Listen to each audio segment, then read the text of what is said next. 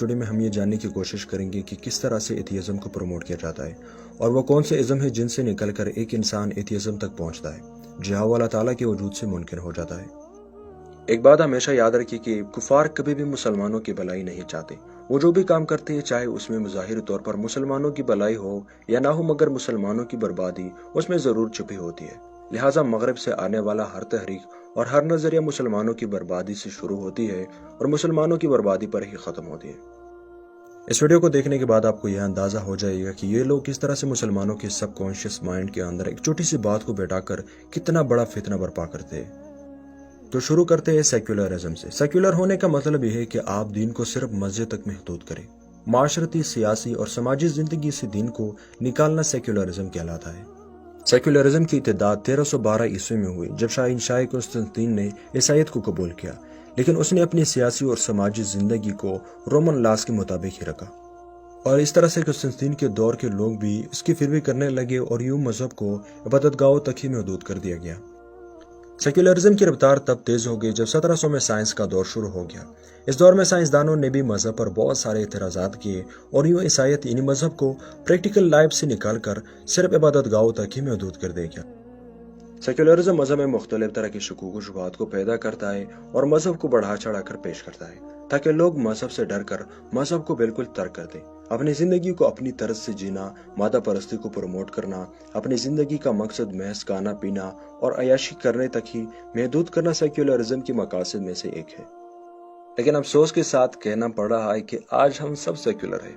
ہم میں سے ہر ایک اپنی طرز اور اپنی سوچ کے مطابق زندگی گزار رہا ہے، اور اس دور کا سب سے بڑا چیلنج دولت ہے، جس کو پورا کرنے کے لیے اچھے ایمان سے ہاتھ دھو چکے ہیں۔ اور آج ہم ایک سیکولر اسٹیٹ میں رہ رہے ہیں، کیونکہ اسلامی ہونے کے ساتھ ساتھ ہمارا ملک جمہوری بھی ہے، اور جمہوریت اسلام کا طرز حکومت ہرگز نہیں۔ اسلام میں حکومت کرنے کے لیے خلافت آئی ہے، جبکہ جمہوریت مورب کی پیداوار ہے۔ اور ہمارے ملک کے عوام الناس کا یہ حال ہے کہ وہ فرماتے ہیں کہ مولویوں کا سیاست میں کیا کم، یعنی مذہب کا سیاست میں کیا دخل۔ سو نیکسٹ ٹائم جو بھی آپ کے سامنے یہ جملہ کہے تو آپ سمجھ جائے کہ آپ کے سامنے والا سیکولر ہو چکا ہے۔ چلو یہاں پر ان لوگوں کو معاف کر دیتے ہیں، مگر آگے چل کر یہ بات واضح ہو جاتی ہے کہ ہم سیکولر نہیں بلکہ سپر سیکولر ہو چکے ہیں، اور وہ اس لیے کہ ہم نے دین کو مسجدوں تک نہیں بلکہ ماہ رمضان تک محدود رکھا ہے۔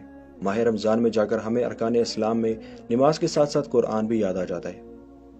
رمضان کے بابرکت مہینے کے برکتوں پر شکر ادا کرنے کے ساتھ ساتھ ہمیں اس بات پر بھی شکر ادا کرنا چاہیے کہ ہمیں اس مہینے میں تلاوت کلام پاک کی سعادت نصیب ہوتی ہے۔ اگر یہ مہینہ نہ ہوتا تو ہمیں قرآن کا دیدار کب نصیب ہوتا؟ ایک لمحے کے لیے سوچے کہ بظاہر اس ماڈرن اور بے ضرر نظریے نے ایک مسلمان اور اسلام کے درمیان کتنے فاصلے پیدا کر دیے کہ آج ہم سال کے 12 مہینوں میں صرف ایک مہینے میں ہی اسلام کو اپنی زندگیوں پر اپلائی کرنے کی کوشش کرتے ہیں۔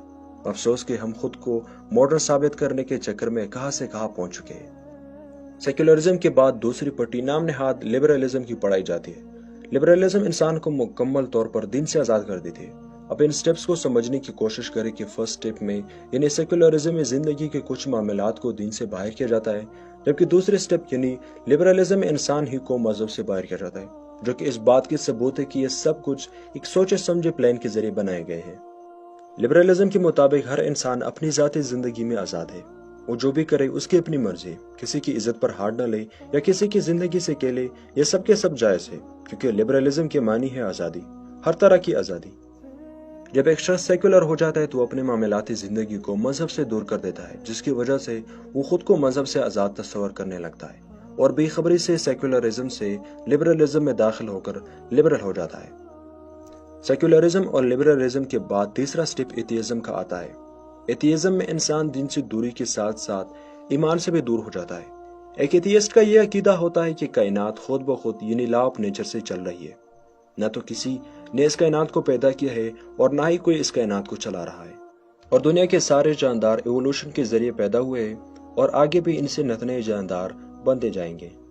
ایتھیزم کے مطابق ایک انسان عام جانور کی طرح پیدا ہوتا ہے جس کی زندگی کا نہ تو کوئی مطلب ہوتا ہے اور نہ ہی کوئی مقصد، اور کائنات بے مقصد ایک حادثے سے وجود میں آئی ہے۔ حیرانگی کی بات ہے کہ دنیا میں کاغذ کا ایک ٹکڑا بھی خالق اور مقصد کے بغیر پیدا نہیں ہوتا، تو انسانی عقل کو حیران کر دینے والی یہ کائنات کس طرح سے خالق کے بغیر وجود میں آئی؟ ایتھیزم کے سامنے سب سے بڑا چیلنج اسلام ہے، اور یہی وجہ ہے کہ لوگوں کو گمراہ کرنے کے لیے شروعات سیکولرزم سے کی جاتی ہے، اور لبرلزم سے گزرتے ہوئے یہ منصوبہ ایتھیزم کی صورت میں تکمیل کو جا پہنچتا ہے۔ آج کے اس دور میں فقدان صرف سوچ ہی ہے، سو اپنے سوچ کو تھوڑی سی وضاحت دینے کی کوشش کریں، اور ہر تحریک اور نظریے کا حصہ بننے سے پہلے اس تحریک اور نظریے کے پیچھے مقاصد اور اہداف کو معلوم کیا کریں۔ مجھے امید ہے کہ آج کی اس ویڈیو سے آپ کو بہت کچھ نیا جاننے کو ملا ہوگا۔ اب میں ملوں گا آپ کے ساتھ ایک ایسی ہی نئی اور انٹرسٹنگ ویڈیو کے ساتھ۔ تب تک کے لیے اپنا بہت سارا خیال رکھنے کے ساتھ ساتھ مجھے اپنی دعاؤں میں یاد رکھیے گا۔ Thanks for watching this video. اللہ حافظ۔